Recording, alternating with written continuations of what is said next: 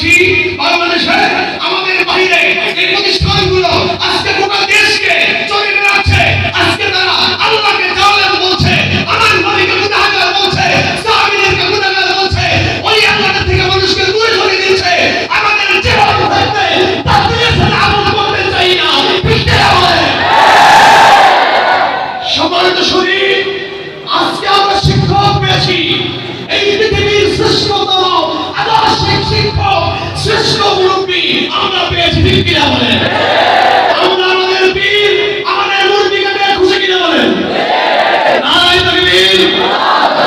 আজকে আমরা বলতে চাই, এলেম নির্বাচন করা একজন আদর্শ ছাত্রের কাজ। আপনি একজন ডাক্তার, যিনি ডাক্তার হয় তিনি কিন্তু ইন্টার্নের মাধ্যমে, তার কাজের মাধ্যমে হাজার ডাক্তার তৈরি করে, গবেষক তৈরি করে, ড্রাইভার তৈরি করে। আপনি যদি চিন্তা করেন আমি এখানে 2 বছর পরে কলেজে চলে যাব, আমি ইঞ্জিনিয়ার হব, আমি পুলিশ হব, তাহলে আপনি সেটা হলেন, পৃথিবী অনেক উন্নতি হবে। কিন্তু ইলমে দ্বীনের জন্য যদি আপনার জীবনের ত্যাগ না থাকে, হক্কানি আলেম হওয়ার জন্য আপনার যদি ত্যাগ না থাকে, একজন আলেম জিন্দা থাকা মানে পৃথিবী জিন্দা থাকা।